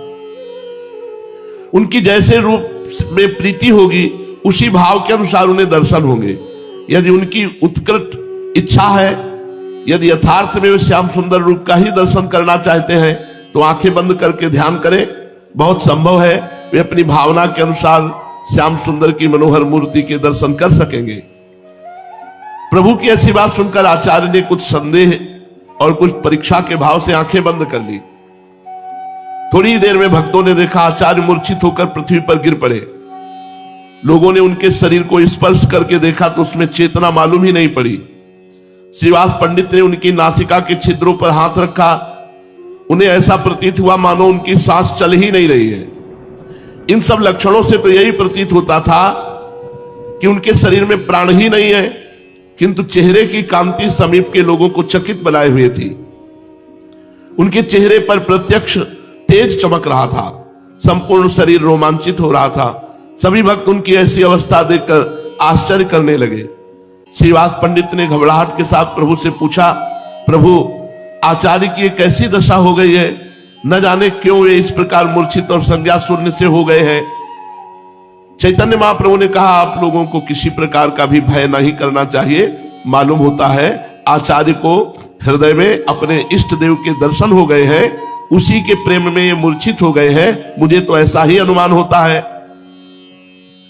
गदगद कंठ से श्रीवास पंडित ने कहा, प्रभु, अनुमान और प्रत्यक्ष दोनों ही आपके अधीन है। आचार्य सौभाग्यशाली हैं, जो इच्छा करते ही उन्हें आपके श्याम सुंदर रूप के दर्शन हो गए। हतभाग्य तो हम ही हैं, जो हमें इस प्रकार का कभी भी सौभाग्य प्राप्त नहीं हुआ। अस्तु अपना अपना भाग्य ही तो है, ना हो हमें किसी और रूप का दर्शन। हमारे लिए तो गौरांग रूप ही यथेष्ट है। अब ऐसा अनुग्रह कीजिए जिससे आचार्य को होश आ जाए। श्रीवास जी की बात सुनकर महाप्रभु ने कहा, आप भी कैसी बात कहते हैं? मैं उन्हें कैसे चेतना कर सकता हूं? वे स्वयं ही चैतन्य होंगे। देखो देखो, आचार्य अब कुछ कुछ आंखें खोलने लगे हैं। प्रभु का इतना कहना था कि आचार्य की मूर्छा धीरे धीरे भंग होने लगी। जब वे स्वस्थ हुए तो श्रीवास पंडित ने पूछा, आचार्य क्या देखा? श्रीवास के पूछने पर गदगद कंठ से आचार्य कहने लगे, ओहो, अद्भुत रूप के दर्शन हुए। वे ही श्याम सुंदर बनवारी, पीत पटधारी, मुरली मनोहर मेरे सामने प्रत्यक्ष प्रकट हुए। मैंने प्रत्यक्ष देखा, स्वयं गौरांग ने ही ऐसा रूप धारण किया, मेरे हृदय में प्रवेश किया और अपनी मंद मंद मुस्कान से मुझे बेसुध सा बना दिया। मेरा मन अपने अधीन नहीं रहा। मैं श्याम सुंदर की उस रूप माधुरी को पान करने में ऐसा तल्लीन हुआ कि अपने आप को ही खो बैठा। थोड़ी देर के पश्चात वो मूर्ति गौरांग रूप धारण करके मेरे सामने आ बैठी। तभी मुझे चेतना हुई। ये कहते कहते आचार्य प्रेम के कारण गदगद कंठ से रुदन करने लगे। उनकी आंखों की कोरों में से ठंडे आंसुओं की दो धारा सी बह रही थी। प्रभु हंसते हुए कुछ बनावटी उपेक्षा के साथ का मालूम पड़ता है आचार्य ने गत रात्रि में जागरण किया है, इसलिए आंखें बंद करते ही नींद आ गई और उसी नींद में इन्होंने स्वप्न में देखा है, उसी स्वप्न की बातें ये कह रहे हैं। महाप्रभु की ऐसी बात सुनकर आचार्य अधीर होकर प्रभु के चरणों में गिर पड़े और गदगद कंठ से कहने लगे, प्रभु मेरी अब अधिक वंचना ना कीजिए। अब तो आपके इसी चरणों में विश्वास उत्पन्न हो जाए, ऐसा ही आशीर्वाद दीजिए। प्रभु ने वृद्ध आचार्य को उठाकर गले से लगाया और प्रेम के साथ कहने लगे, आप परम भागवत हैं, आपकी निष्ठा बहुत ऊंची है। आपके निरंतर ध्यान का ही प्रत्यक्ष फल है कि नेत्र बंद करते ही आपको भगवान के दर्शन होने लगे हैं। चलिए, अब बहुत देर हो गई, माता भोजन बनाकर हम लोगों की प्रतीक्षा कर रही होगी। आज हम सब साथ ही साथ भोजन करेंगे। प्रभु की आज्ञा पाकर श्रीवास के सहित आचार्य अद्वैत महाप्रभु के घर चलने को तैयार हो गए। घर पहुंचकर प्रभु ने देखा माता सब सामान बनाकर चौके में बैठी सब लोगों के आने की प्रतीक्षा कर रही है। प्रभु ने जल्दी से हाथ पैर धोकर आचार्य और श्रीवास पंडित के स्वयं पैर धुलाए और उन्हें बैठने को सुंदर आसन दिया। दोनों के बहुत आग्रह करने पर प्रभु भी आचार्य और श्रीवास को बैठालकर बीच में भोजन के लिए बैठ गए। सची माता ने बड़े प्रेम से जो सुंदर सुंदर व्यंजन बनाए थे परोसे, वो सब पहले भगवान को भोग लगाया गया, फिर तुलसी मंजरी पड़ी हुई उन व्यंजनों को सब भक्तों को परोसा गया और चैतन्य महाप्रभु बार बार सब भक्तों को आग्रह करके परोसते। आचार्य अद्वैत को अधिक परोसा गया। प्रेम के वशीभूत होकर सब भक्त पा रहे हैं। कितना सौभाग्य जिस घर में भगवान का भोग लगा हो और 10-5 भक्त बैठ करके पा रहे हो, उनको बड़े प्रेम से पवाया जा रहा हो। भगवान इसी से प्रसन्न होते हैं। इस प्रकार उस दिन की लीला में बड़ा आनंद हुआ। बार बार सामग्री खत्म होने को होती, फिर प्रेम से परोस देते, फिर वो कहते अरे नहीं बस हो गया, फिर पाते, फिर और परोस देते। उस भोजन में जो सुख मिला वो कहीं अन्य नहीं, क्योंकि प्रेम भगवान में पृथ्वी जल अग्नि वायु आकाश पंच तन्मात्राएं मन इंद्रियां और इनके अधिष्ठात्र देवता अहंकार और महातत्व, कहां तक कहूं ये संपूर्ण चराचर जगत आपके अद्वितीय स्वरूप में भ्रम के कारण ही पृथक प्रतीत हो रहा है, नहीं तो आप ही आप हैं। भ्रम के कारण पृथक प्रतीत हो रहा है। हे शरणागत भय भंजन प्रभु, मेरे पुत्र भौमासुर को तो आपने कृपा करके परम पद प्रदान किया, अब मेरे पुत्र भौमासुर का पुत्र ये भगदत्त बहुत भयभीत हो रहा है, मैं इसे आपके चरण कमलों की शरण में ले आई हूं। प्रभु आप इसकी रक्षा कीजिए, इसके सिर पर अपना वह कर कमल रखिए जो सारे जगत के समस्त पाप तापों को नष्ट करने वाला है। परीक्षित, जब पृथ्वी ने भक्ति भाव से विनम्र होकर इस प्रकार भगवान श्री कृष्ण की स्तुति प्रार्थना की, तब उन्होंने भौमासुर के पुत्र भगदत्त को अभयदान दिया और भौमासुर के समस्त संपत्तियों से संपन्न महल में प्रवेश किया। वहां जब महल को खुलवाया तो भौमासुर ने बलपूर्वक राजाओं से 16,100 राजकुमारियां छीनकर कैद कर रखी थी। जब भगवान ने उन राजकुमारियों को मुक्त किया तो सब पहला दर्शन भगवान श्री कृष्ण का कर रही, जब से बंद हुई, देखते ही सम्मोहित हो गई और उन्होंने मन ही मन संकल्प किया कि आज तक मैंने कभी कोई साधना की हो, व्रत किया हो, उपवास किया हो, नियम किया हो तो भगवान श्री कृष्ण मुझे पति रूप में प्राप्त हो। मन ही मन भगवान को अपने परम प्रीतम पति के रूप में वर्ण कर लिया। राजकुमारियों ने 16,100 ने प्रत्येक अलग अलग ये संकल्प किया कि श्री कृष्ण मेरे पति हों। हे विधाता मेरी इस अभिलाषा को पूर्ण करो। और सब ने भगवान के चरणों में प्रणाम किया, भगवान के चरणों का आश्रय लिया। और भगवान सबके मन की बात जानने वाले हैं। भगवान ने उन राजकुमारियों से कहा तुम निर्भय हो जाओ और तुमने जो कामना की है उसकी तुम्हें प्राप्ति होगी। और सबको सुंदर सुंदर वस्त्र पहनाने का आदेश किया। दासियों ने सुंदर वस्त्र पहनाए, 16,100 पालकियां मंगाई, एक एक राजकुमारी को सुंदर सुसज्जित करके द्वारिका भेजा और वहां से बहुत बड़ा खजाना, रथ, घोड़े, अतुल संपत्ति ये सब भेजी द्वारिका। ऐरावत के वंश में उत्पन्न हुए वेगवान 4-4 दांत वाले सफेद रंग के 64 हाथी वो भी द्वारिका भेजे। इसके बाद भगवान श्री कृष्ण ने सत्यभामा जी को लेकर के कहा चलो तुम्हें देवराज इंद्र की राजधानी के दर्शन करावें। गरुड़ जी से कहा ले चलो, स्वर्ग ले चलो। वायु से तीव्र गति मन की और मन से भी तीव्र गति गरुड़ जी की है। जैसे आप अमेरिका गए तो सोचो अमेरिका पहुंच गया, मन पहुंच गया, इससे भी तीव्र गति गरुड़ जी का। स्वर्ग चलना है तो है पूरा होते हुए स्वर्ग पहुंच गए। स्वर्ग चलना है महाराज स्वर्ग आ गए। गरुड़ जी महाराज ऐसे भगवान के वाहन ऐसे थोड़ी वाहन की कितने 100 किलोमीटर रफ्तार में चलेंगे, कई बजे पहुंचेगा, ऐसा नहीं है। स्वर्ग चलना है, महाराज आ गया। ये तो मन की गति है। आपने ऑस्ट्रेलिया, अमेरिका कुछ भी जो देखा है आप देखो, सोचो ऑस्ट्रेलिया पहुंच गया मन और मन से भी कई गुना बढ़कर तीव्र गति गरुड़ जी की है और गरुड़ जी से भी कई गुना बढ़कर के तीव्र गति भगवान श्री हरि की है। तभी तो जब देखा गजेंद्र के पास गरुड़ ने तो छोड़ करके भगवान तुरंत गरुड़ को भी छोड़ दिया और तुरंत बचा, क्योंकि वो डूबने में कितना समय लगता है। महाराज भगवान श्री कृष्ण चंद्रजू देवराज इंद्र की राजधानी अमरावतीपुरी में गए। देवराज ने देखा कि भगवान पधारे तो इंद्राणी के सहित सत्यभामा और भगवान श्री कृष्ण का पूजन किया। फिर देव माता आदित्य को प्रणाम करके भगवान ने कहा माता ये अपने कुंडल स्वीकार करो, भौमासुर मारा गया। सत्यभामा जी से कहा चलो देवपुरी की तुम्हें वाटिकाएं दिखा देते हैं, उपवन, अब जहां आप सराय विहार करते हो सुंदर। बताया ये पारिजात है, ये कल्पतरु है, इसकी ये महिमा, इसकी ये महिमा है। सत्यभामा जी ने कहा हमारे भी उपवन में एक कल्प वृक्ष होना चाहिए, बोले उखाड़ लेते हैं। गरुड़ जी को आदेश किया कि हम भी विराजमान होंगे। सत्यभामा जी एक कल्प वृक्ष रख लो गरुड़ जी पर, कल्प वृक्ष। देवराज इंद्र ने जब अमृत अपहरण किया था तो कहा कि हे देव शिरोमणे, मैं आपसे पूछता हूं कि आप में कितना बल है, क्योंकि हम कोई भी देवता आपके बल की था नहीं पा रहे। तो बोले पूरे ब्रह्मांडों को एक पंख पे रख कर भगवान को विराजमान करके आराम से उड़ सकता हूं। गरुड़ जी कर पूरे ब्रह्मांडों, तो एक कल्पवृक्ष से क्या चीज होती? पूरे ब्रह्मांडों को एक पंख में विराजमान करके भगवान सहित मैं आराम से उड़ सकता हूं। गरुड़ जी महाराज भगवान के वाहन है, जिनको भगवान अपनी ध्वजा पे धारण करते। गरुड़ध्वज भगवान को कहा। मंगलम भगवान विष्णु मंगलम गरुड़ध्वज मंगलम पुंडरीकाक्ष मंगलायतनो हरि। अब भगवान ने गरुड़ जी को प्रेरणा की तो गरुड़ जी ने चोंच से ऐसे उखाड़ करके रख लिया कल्पवृक्ष। देवराज इंद्र ने देखा कि हमारे बगीचे से कल्पवृक्ष उखाड़, अभी पूजा की है, अपनी मां के कुंडल नहीं ला पाया। बताओ, अब वो है सची ने कहा ये तो हमारे बगीचे का प्रेरण लिए जा रहे हैं।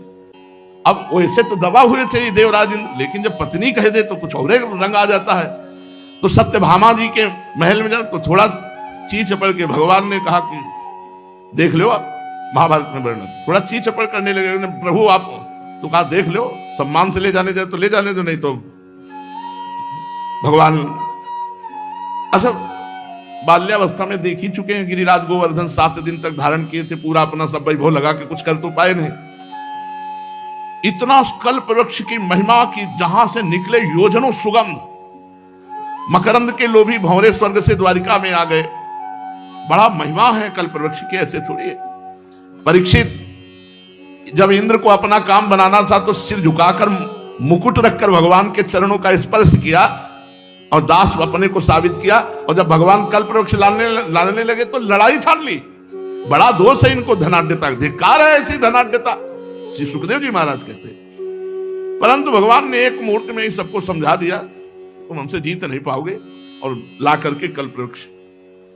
अब भाई राजकुमारियों से कि तुम्हारी सबकी कामना थी मैं पति रूप में प्राप्त हूं, बनो दुल्हन, सब सजाओ, दासियों को आदेश दिया। एक मुहूर्त में एक साथ 16,101 रूप धारण करके एक मुहूर्त में विवाह किया। अथो मुहूर्त एकस्मिन नानागारे सुताः स्त्रियः यथोपये में भगवास तावद रूप धरो अव्ययः। वैसे जैसी भावना की थी वैसे 9 किशोर रूप 16,100 रूप धर के एक ही मुहूर्त में सबसे ब्याह किया। कितने हो गए? 16,108। सर्वशक्तिमान अविनाशी भगवान के लिए इसमें आश्चर्य की कौन सी बात है? भगवान सुखदेव जी कहते, परीक्षित, भगवान ने 16,108 महल द्वारिका में ऐसे जो देवराज इंद्र के पास भी भोग सामग्री वो नहीं होगी, वो द्वारिका में थी, जिनके बराबर जगत में कहीं कोई सुख सामग्री नहीं। मति और गति के परे की लीला उन महलों में थी। अविनाशी भगवान श्री कृष्ण आत्मानंद में मग्न रहते, उनको किसी की जरूरत नहीं। लक्ष्मी जी की ये सब अंश स्वरूपा शक्तियां हैं जो 16,108 है। भगवान सबके साथ ऐसे ही व्यवहार करते जैसे साधारण पुरुष। परीक्षित, ब्रह्मादि बड़े बड़े देवता भी भगवान के वास्तविक स्वरूप को और उनकी प्राप्ति के मार्ग को नहीं जानते, उन्हीं रमा रमण भगवान श्री कृष्ण को इन स्त्रियों ने पति रूप में प्राप्त किया। इनके सौभाग्य का क्या वर्णन हो सकता है? अब नित्य निरंतर भगवान के प्रेम के द्वारा उनके आनंद की वृद्धि होती। भगवान जब महल में पधारते तो प्रेम भरी मुस्कुराहट, मधुर चितवन, नव समागम, प्रेमालाप तथा भाव बढ़ाने वाली लज्जा से युक्त होकर वो सब भगवान की सेवा में रहती। कितने अहोभाग्य! उनमें से सभी पत्नियों के साथ सेवा करने के लिए सैकड़ों दासियां रहती, पर जब भगवान पधारते तो दासियां नहीं, वो स्वयं भगवान की अगवानी करती, चरण पखारती, पंखा झलती, इत्र फुलेल चंदन आदि लगाती, फूलों के हार पहनाती, संवारती, सुलाती, भगवान को स्नान कराती, भगवान को भोजन कराती, अपने हाथों से भगवान की। उपासक किसी न किसी का आश्रय लेकर ही जीवन व्यतीत करता है। ध्यान से सुनिए, बिना आश्रय लिए जी नहीं सकता है, इसका स्वभाव है। स्त्री के आसक्त आश्रय या पुरुष शरीर के आसक्त आश्रय या अमुक नशे के या अमुक पदार्थ के या अमुक पदवी के या अपने शरीर के, कहीं ना कहीं एक आश्रय नहीं अनेक आश्रय लिए हैं। इसका स्वभाव है आश्रय लेना।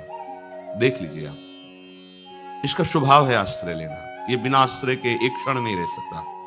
जब उसको कोई आश्रय नजर नहीं आता है तो मृत्यु का आश्रय ले लेता है। मरना अच्छा है, मेरा कोई नहीं। पर वो रास्ता नहीं जानता कि अन्य आश्रय का त्याग करके एक महाआश्रय महाबल है, वो है श्री हरि। अगर इनका आश्रय ले ले तो अविनाशी का बच्चा अविनाशी पद में प्रतिष्ठित है, उसे ऐसा अनुभव हो जाए। किसी न किसी का आश्रय लेना जीव का स्वभाव है। ये बहुत धोखा है हमारे साथ। हम अपने शरीर का आश्रय ले लेते हैं, मन का आश्रय ले लेते हैं, बुद्धि का आश्रय ले लेते हैं, इंद्रियों का आश्रय। बाहर तो फैला हुआ है आश्रय, फैला हुआ है। मित्र का आश्रय, पति का आश्रय, पुत्र का आश्रय, धन का आश्रय, विद्या का आश्रय, क्या क्या। और हमें योगम युंजन मदाश्रया, केवल श्री भगवान का आश्रय लेना। ये साधारण बात नहीं है, कहने में तो आ गया, लेकिन ये साधारण बात नहीं है। फैल पर मन सिमटत नाही, इंद्र लेनी जीत। इंद्रियों ने हमें अपने अधीन कर लिया और मन अन्य आश्रय में इतना फैल गया है।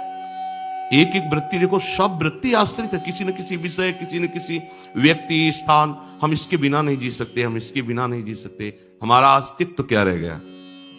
लोग इतनी मूढ़ता में हैं कि वो समझते हैं शास्त्र की पराधीनता, ईश्वर की पराधीनता, गुरु की पराधीनता या वयोवृद्ध सदगुरुदेव के समान जो संत जन ज्ञानी जन हैं, इनकी पराधीनता नहीं, स्वतंत्रता ठीक है। तो आप देखो किसको आप स्वतंत्रता कह रहे हैं? इंद्रिय तुम्हें परास्त किए हैं, इंद्रियों की पराधीनता तुम अपनी स्वतंत्रता मानते हो। मन भोगों में मनन करके संकल्प करके घूम रहा है, इसे तुम स्वाधीनता मानते हो। छोटे छोटे विषय तुम्हें परास्त किए हैं, तुम मृत्यु के अधीन, काल के अधीन, विषय के अधीन, शरीर के अधीन, मन के अधीन, इंद्रियों के अधीन। तुम कह रहे हो हमको स्वतंत्रता प्रिय है। सबको स्वतंत्रता प्रिय अच्छा लगता है, स्वतंत्र होना अच्छा लगता है, पर इनकी परतंत्रता से हटो तब जानोगे स्वतंत्रता किसे कहते हैं। इनकी परतंत्रता से हटने के लिए ईश्वर की अधीनता, ईश्वर स्वरूप सदगुरुदेव की अधीनता अत्यंत आवश्यक है। यदि आपने भगवत प्रेमी महात्माओं की, शास्त्र की अधीनता स्वीकार नहीं की तो माया की अधीनता को जान ही नहीं पाओगे, क्योंकि इसका स्वभाव है अधीन हो जाना। ये किसी न किसी विषय, व्यक्ति, वस्तु, स्थान में अधीन हो जाता है। आज सुबह ही हरिराम व्यास जी की वाणी में कि यदि गुरुदेव भगवान की अवहेलना करके मनमानी साधना आचरण किया जाए तो हृदय का दाग नहीं जाता, हृदय का दोष नष्ट नहीं होता, अहम पुष्ट होता रहता है। और जो केवल सदगुरुदेव की अधीनता स्वीकार कर लेता है तो उसको विशेष साधना नहीं करनी पड़ती। जैसे दीपक से दीपक जल जाता है तो पहले वाले दीपक में कोई कमी नहीं हुई और दूसरे वाला दीपक पहले वाले दीपक की तरह ही प्रकाशित हो जाएगा। ऐसे ही सदगुरुदेव अपने हृदय का बोध, हृदय का प्रेम अधीन शिष्य के हृदय में प्रकाशित कर देते हैं। अधीन, जहां बिल्कुल कोई भी मान अभिमान की गंध नहीं रह जाती, अपने को कठपुतली की तरह उनके हाथ में समर्पित कर देता है। जैसे चाहो हे नाथ वैसे नचाओ, बस माया का नाचना बंद। हरि गुरु की आधीनता माया की आधीनता से मुक्त करके स्वतंत्र तुम्हें कर देगी, परम स्वतंत्र कर देगी। अगर आपने हरि गुरु शास्त्र इनकी आधीनता स्वीकार नहीं की तो तुम कभी स्वतंत्र नहीं हो सकते। मनमानी आचरण स्वतंत्रता नहीं होती, यही पराधीनता है। मन जो चाहता है तुमसे करा लेता है और तुम अपने को स्वतंत्र मान रहे हो। श्री भगवान कह रहे हैं जीव का स्वभाव है किसी न किसी के अधीन हो जाना। ये किसी न किसी शब्द को हटाओ, मदाश्रया, भगवान कह रहे केवल मेरे आश्रित हो जाओ। ये जो अधीनता है वो अपने अंशी को खोज रहा है, प्यार को खोज रहा है। हमारा प्रीतम कहां है जो हमारे अंदर